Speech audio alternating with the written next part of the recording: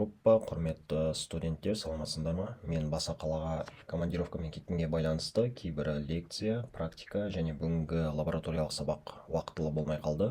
Осы орайда лекция мен практика бойынша баға қалай қойылғаны жайында және де сессияның қандай форматта болатыны жайында қысқаша түсіндіріп өтейін. Бізде практика жалпы екі түрлі тапсырма арқылы құрастырылды. Біріншісі бізде Codeforce'та контест есеп шығару бойынша, екіншісі бізде SRS жұмысы бар еді.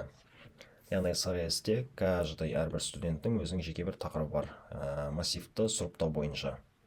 Ол бойынша мен былайынан баға қойып шықтым, және де бағаның нақты қалай қойылғаны жайында әрбір команданың заданиясының ішінде мен белгілеп шықтым. Мысалы, бізде бір практикаға кірейік. Тапсырма ішінде бізде міне сөз 2 сұрыптау алгоритмі дедлайн 7 желтоқсанға дейін еді. Және әрбір студенттің жұмысын тексеріп, мен былайынан жауап қайтардым. Мысалы, мына жерде Мәдидің жұмысы толық аяқталған 3 балл. Айталық, мысалы, Жансаяда қандайда бір шарттар толық емес 2 балл қойылды, тағысын тағы осылайынан. Мен не затқа мән бердім? Мысалы, менде есептің шарты бойынша міндетті түрде есептің ішінде студенттің аты жөні және сұрыптау алгоритмінің атауы болу керек болатын.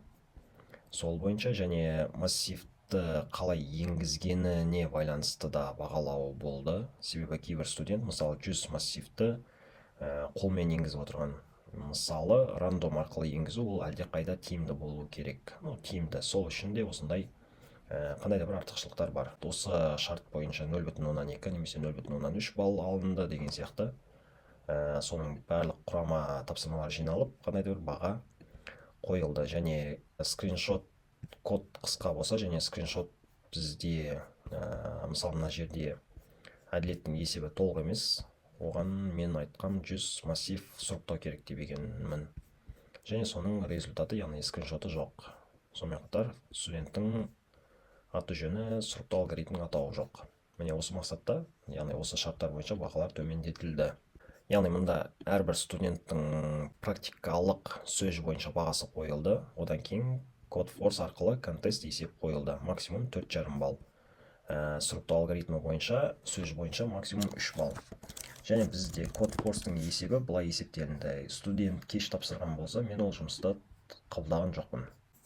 Міне мына жерде результат, яғни нәтижелерді көретін болсақ, ең төменде мына жұлдызша арқылы белгіленген студенттер, бұл жұмысты кеш тапсырған студенттер. Олардың жұмыстары қабылданған жоқ. Кейін бізде міне осылайша контест үшін бағалар қойылды, және максимум 4,5 балл, максимум сортировка үшін, яғни сөз үшін бізде 3 балл, және 2 қосылды. Кейін мен оны мұнда жинадым. Мына бір кестенің ссылкасын мен қалдырам. Бізде міне әрбір студенттің бірінші аттестация үшін алған баллы, екінші аттестация бізде мына жерден басталып, мына жерге дейінгі балдардың жиынтығы. Мысалы, контест, яғни мына екеуі бізде практика үшін контест және сортировка бойынша сөз. Ол бізде міне практикаға максимум 7,5 балл. Кейін лабораторка бізде максимум 17,5 балл. Әрбір студенттің балын мен қойып шығамын осында. Кейіннен энтиом бізде лекцияда жазылған болатын. Бірақ бүгін лекция болмағандықтан сіздердің балдарыңызды лабораторка мен практиканың қосындысының суммасының коэффициенті ретінде мұнда есептеп шығардым. Кейін за активность лекция кезінде сабаққа қатысқан студенттер 1 балл максимум ала алады.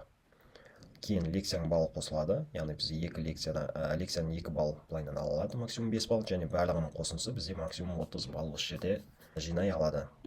Кейіннен мына балл мен мына балдың қосындысы бізде максимум 60 балл бола алады. Міне бізде осылайша есептелінеді. Енді сессия бойынша. Сессия бізде Baltic онлайн платформасында болады. Яғни сайттың сілтемесі келесідей. balticonline.kz. Біз мына жерде личный кабинетке кіруіміз қажет. Дәл қазір мен өзімнің личный кабинетіме кірдім.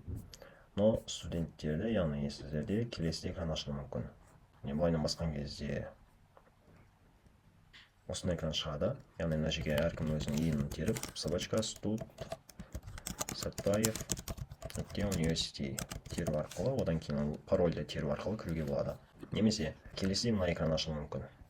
Егер де осы экран ашылса, онда мына OpenID Connect дегенді басу қажет. кейін OpenID Connect'ті басқаннан кейін сайт келесі формаға өткізеді. Бұл жерге in пароль теру арқылы кіреміз. Сосын бізде сессияны тапсырған кезде студенттің камерадан өзін қайда қарай алшақтатқан, яғни камераға қарамастан басқа жаққа қараған моменттерді түсіреді. Мысалы, емтихан тапсырып жатқан кезде студенттің тура осылайна камераға, яғни мына экранға қарап отырғанын система тексеріп отырады. Егер де студент былай төмен қарай қарайтын болса, немесе былайнан оңға, солға, яғни взглядын басқа жаққа аударатын болса, сол моментті жүйе тексеріп отырады. Және жүйе бізге нәтижесін келесідей түрде былайнан, мысалы, студенттің аты жөні және неше рет нарушение жасағанын осылай көрсетеді. Біз мына смотреть деген кнопканы басу арқылы студент қанша уақыт, яғни қанша минут немесе қанша секунд қайда қарап отырды, немен айналысып отқанын біз тексере аламыз.